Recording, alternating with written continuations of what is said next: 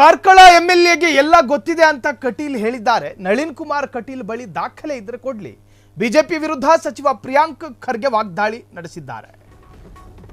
ಕಾರ್ಕಳ ಶಾಸಕರಿಗೆ ಎಲ್ಲ ಗೊತ್ತಿದೆ ಅಂತ ನಳಿನ್ ಕುಮಾರ್ ಕಟೀಲ್ ಮಾಜಿ ಬಿಜೆಪಿ ಅಧ್ಯಕ್ಷ ಹೇಳಿಕೆ ಕೊಟ್ಟಿದ್ರು. ನಳಿನ್ ಕುಮಾರ್ ಕಟೀಲ್ ಬಳಿ ದಾಖಲೆಗಳಿದ್ರೆ ಕೊಡ್ಲಿ, ಪ್ರೂಫ್ ಏನಾದ್ರೂ ಇಟ್ಕೊಂಡಿದ್ರೆ ಕೊಡ್ಲಿ. ಬಿಜೆಪಿಯ ವಿರುದ್ಧ ಸಚಿವ ಪ್ರಿಯಾಂಕ್ ಖರ್ಗೆ ವಾಗ್ದಾಳಿಯನ್ನು ನಡೆಸಿದ್ದಾರೆ. ಸೌಜನ್ಯ ಕೇಸ್ನ ದಾಖಲೆ ಬಿಜೆಪಿ ಅವರ ಬಳಿ ಇದೆ ಅಂತ ಹೇಳಿದ್ದಾರೆ. ಬಿಜೆಪಿ ಬಳಿ ದಾಖಲೆ ಇದ್ರೆ ನ್ಯಾಯ ಕೊಡಿಸ್ಲಿ, ಸುಮ್ಮನೆ ಹೇಳ್ಕೊಂಡು ತಿರುಗಾಡೋದಲ್ಲ. ಮೊದಲ SIT ತನಿಖೆ ಇವರೇ ಸ್ವಾಗತ ಮಾಡಿದ್ರು ಮೊದಲು ಆರಂಭದಲ್ಲೇ. ಈಗೇನಾಯಿತು? ವಿರೋಧ ಯಾಕೆ ಮಾಡ್ತಿದ್ದಾರಲ್ಲ, ಯಾಕೆ ಅದು? ಆರಂಭದಲ್ಲಿ ಸ್ವಾಗತ ಮಾಡಿ ಎದುರುಗಡೆಯಿಂದ ಬಾಮಗ, ಹಿಂದ್ಗಡೆಯಿಂದ ಡ್ಯಾಶ್ ಮಗ ಅಂತ ಕರೆದಂಗಾಯ್ತು. ನಮ್ಮ ಸರ್ಕಾರದಲ್ಲಿ ತನಿಖೆ ಬಿಗಿಯಾಗಿ ನಡೀತಾ ಇದೆ. NIA ತನಿಖೆ ಅಗತ್ಯ ಇಲ್ಲ, ಪರಮೇಶ್ವರ್ ಸಹ ಹೇಳಿದ್ದಾರೆ. SIT ಮೇಲೆ ನಮಗೆ ತೀವ್ರವಾದ ನಂಬಿಕೆ ಇದೆ, ಯಾಕೆ NIA ತನಿಖೆ ಬೇಕು? ಬಿಜೆಪಿ ವಿರುದ್ಧ ಸಚಿವ ಪ್ರಿಯಾಂಕ್ ಖರ್ಗೆ ವಾಗ್ದಾಳಿ ನಡೆಸಿದ್ರು. ಕಾರ್ಕಳ MLAಗೆ ಎಲ್ಲ ಗೊತ್ತಿದೆ ಅಂತ ಕಟೀಲ್ ಹೇಳಿದ್ರು. ಸೊ ಅದನ್ನೇ ರೆಫರೆನ್ಸ್ ಆಗಿ ಪಡ್ಕೊಂಡ್ರೇನು? ನಳಿನ್ ಕುಮಾರ್ ಕಟೀಲ್ ಬಳಿ ದಾಖಲೆಗಳಿದ್ರೆ ಕೊಡ್ಲಿ. ಬಿಜೆಪಿಯ ವಿರುದ್ಧ ಸಚಿವ ಪ್ರಿಯಾಂಕ್ ಖರ್ಗೆ ವಾಗ್ದಾಳಿ, ವಾಚಾಮಗೋಚರ ವಾಗ್ದಾಳಿ ಇದು. ಸೌಜನ್ಯ ಕೇಸ್ ಬಗ್ಗೆ ದಾಖಲೆಗಳಿದಾವೆ ಅಂತ ಹೇಳಿ ನಳಿನ್ ಕುಮಾರ್ ಕಟೀಲು ಈ ಹಿಂದೆ ಹೇಳ್ಕೊಂಡಿದ್ರು. ಕಾರ್ಕಳ ಶಾಸಕರ ಜೊತೆ ಎಲ್ಲ ದಾಖಲೆಗಳಿದಾವೆ ಅಂತ ಹೇಳಿ. ಅವ್ರ ಜೊತೆ ದಾಖಲೆಗಳಿದ್ರೆ ತೆಗೆದುಕೊಂಡು ಬರಲಿ, ನಮ್ಮ ಅಭ್ಯಂತರ ಏನೂ ಇಲ್ಲ. ಮೊದಲು SITಯನ್ನು ಸ್ವಾಗತ ಮಾಡಿದ್ದು ಬಿಜೆಪಿ ಅವರೇ, ಆಗ ಯಾವ ಅಭ್ಯಂತರಗಳು ಅವ್ರದ್ದು ಇರಲಿಲ್ಲ. ಆದರೆ ಈಗ ಯಾಕೆ ಬಾಯ್ ಬಡ್ಕತ್ತಿದ್ದಾರೆ? NIAಗೆ ವಹಿಸಿ, NIAಗೆ ವಹಿಸಿ ಅಂತ ಹೇಳಿ.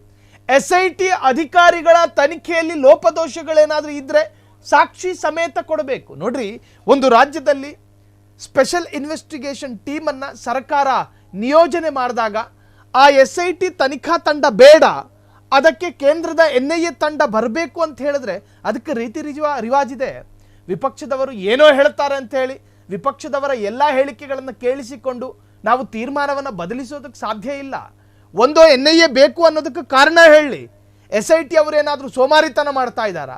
SIT ಅಧಿಕಾರಿಗಳ ತನಿಖೆಯ ರೂಪದಲ್ಲೇನಾದರೂ ವ್ಯತ್ಯಾಸಗಳು ಅಥವಾ ದೋಷಗಳಿದಾವೆ, ಅದನ್ನು ಪ್ರೂಫ್ ಸಮೇತ ತೋರಿಸ್ಬೇಕು ಅವರು.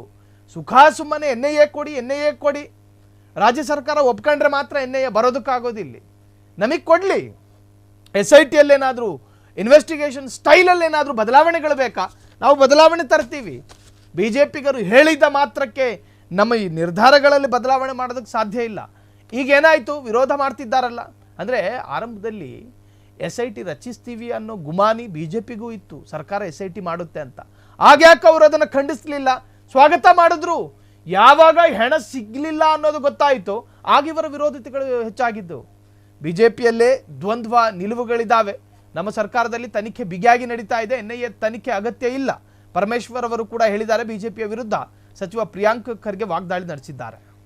ಭಾಳ ಸ್ಪಷ್ಟವಾಗಿ ನಿನ್ನೆ ಒಂದು ವಿಡಿಯೋ ಕೂಡ ನಾನು ಸಾಮಾಜಿಕ ಜಾಲತಾಣದಲ್ಲಿ ನಾನು ಬಿಡುಗಡೆ ಮಾಡಿದ್ದೀನಿ. ನಳಿನ್ ಕುಮಾರ್ ಕಟೀಲ್ ಅವರು ಹೇಳ್ತಾರೆ, ನಿಮ್ಮ ಕಾರ್ಕಳ MLA ಅವರಿಗೆ ಎಲ್ಲನೂ ಗೊತ್ತಿದೆ ಅಂತ. ಬರಲಿ, SITಗೆ ಹೇಳಿ, ಯಾರು ಬೇಡ ಅಂದಿದ್ದಾರೆ?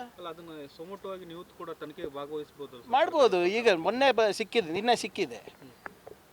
ಆದರೆ ಇವರೇ ಬಹಿರಂಗ ಪಡಿಸಿದ್ರೆ ಕೇಂದ್ರ ಸರ್ಕಾರದಿಂದ ರಕ್ಷಣೆ ಕೊಡ್ತೀನಿ ಅಂತ ಹೇಳಿದಾರಲ್ಲ, ಕೊಡಿಸ್ಲಿ. NIA CBI ಏನೇನಂತ ಹೇಳ್ತಾ ಇದ್ದಾರೆ, ಎಲ್ಲರಿಗೂ ಕರೆಸ್ಬಿಟ್ಟು ರಕ್ಷಣೆ ಕೊಡಲಿ. ಅವ್ರ ಶಾಸಕರಿಗೆ ಯಾರು ಬೇಡ ಅಂತ ಇದ್ದಾರೆ? ಅವ್ರ ಶಾಸಕರು ಕೂಡ ಒಂದು ಸ್ವರ್ಣ ಅಫಿಡವಿಟ್ ಕೊಡಲಿ. ಏನು ತಪ್ಪೇನಿದೆ? ನ್ಯಾಯಕ್ಕೋಸ್ಕರ ಅಲ್ಲ. ನಿನ್ನೆ ವಿಜೇಂದ್ರ ಅವರು ಹೋಗಿ ಸೌಜನ್ಯ ಅವರ ಕುಟುಂಬದವ್ರ ಜೊತೆ ಚರ್ಚೆ ಮಾಡಿದ್ರು. ಇವರೇ ಹೇಳಿದ್ರಲ್ಲ ನ್ಯಾಯ ಕೊಡಿಸ್ತೀನಿ ಅಂತ. ಆಮೇಲೆ ಎಲ್ಲ ನ್ಯಾಯ ಕೊಡಿಸ್ಲಿಕ್ಕೆ ಎಲ್ಲ ಆಯುಧಗಳು, ಎಲ್ಲ ಸತ್ಯಾಂಶಗಳು ಇವ್ರ ಹತ್ರ ಇದೆ, BJP ಶಾಸಕರದ ಇದೆ ಅಂದ್ಬಿಟ್ಟು ನಳಿನ್ ಕುಮಾರ್ ಕಟೀಲ್ ಅವ್ರು ಹೇಳಿದಾರಲ್ಲ, ಬಹಿರಂಗಪಡಿಸ್ಲಿ, ನ್ಯಾಯ ಕೊಡಿಸ್ಲಿ. ಯಾರು ಬೇಡ ಅಂದಿದ್ದಾರೆ? CBI ತನಕ ಹೋಗಿತ್ತಲ್ಲ, ಏನಾಯಿತು?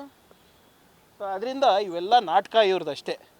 ಎಲ್ಲಿ ಇವರಿಗೆ ಸ್ವಲ್ಪನ ರಾಜಕೀಯ ಮಾಡಲಿಕ್ಕೆ ಅವಕಾಶ ಸಿಗುತ್ತೆ ಅವ್ರು ಮಾಡ್ತಾ ಇದ್ದಾರೆ ಅಷ್ಟೇ. ಸರ್, ಈಗ ಅವರು ಬಣಗಳ ನಡುವೆ ಕಿತ್ತಾಟ ಆಗಿರೋದ್ರಿಂದ ಇದಕ್ಕೆ ಗೊಂದಲ ಆಗಿದೆ ಅನ್ನೋದು. ಇದು ಕೂಡ SIT ತನಿಖೆ ಮಾಡುತ್ತಾ ಇದರಿಂದ ಅದರಲ್ಲಿ ಹೊರಗೆ ಬರುತ್ತೆ? ನೋಡೋಣ. ಫಸ್ಟು ವೈಜ್ಞಾನಿಕವಾಗಿ ಏನು ಮಾಡಬೇಕು ಅದನ್ನು SIT ಅವ್ರು ಮಾಡ್ತಾ ಇದ್ದಾರೆ. ಇವರೇ ತಾನೇ ಹೇಳಿದ್ರು ತನಿಖೆ ಆಗಬೇಕು ಅಂತ. ಈಗ ತನಿಖೆ ಮಾಡಬೇಕಾದ್ರೆ ಇವ್ರದ್ದೇನು ಸಮಸ್ಯೆ ಇದೆ? ತನಿಖೆ ಮಾಡಬೇಕಾದಾಗ ಇನಿಷಿಯಲಿ ಇವ್ರು ಸ್ವಾಗತ ಮಾಡಿದ್ರಲ್ಲ, ಈಗೇನಾಯಿತು ಸಡನ್ನಾಗಿ? ಈಗ ಅಂಥದ್ದೇನು ಬಂತು ಇವರಿಗೆ, ಬಂದು ಇವತ್ತು ಬಹಿರಂಗವಾಗಿ ಅವ್ರ ಪರ ನಿಲ್ತಾ ಇದ್ದಾರೆ, ಇವ್ರ ಪರ ನಿಲ್ತಾ ಇದ್ದಾರೆ. ಇವರಲ್ಲೇ ದ್ವಂದ್ವ ನಿಲುವು ಇದೆ. ಸೊ ಅದನ್ನು ಫಸ್ಟ್ ಅವ್ರು ಸ್ಪಷ್ಟಗೊಳಿಸ್ಬೇಕು, ಯಾರ ಕಡೆ ಇದ್ದಾರೆ ಇವರು ಅಂತ. ಕ್ಷಣ ಕ್ಷಣದ ಸುದ್ದಿಗಳಿಗಾಗಿ ಫ್ರೀಡಂ ಟಿವಿ ಸಬ್ಸ್ಕ್ರೈಬ್ ಮಾಡಿ, ಲೈಕ್ ಮಾಡಿ ಹಾಗೂ ಫಾಲೋ ಮಾಡಿ. ಹೊಸ ಸುದ್ದಿಗಳ ನೋಟಿಫಿಕೇಶನ್ಗಾಗಿ ಬೆಲ್ ಐಕಾನ್ ಮೇಲೆ ಕ್ಲಿಕ್ ಮಾಡಿ.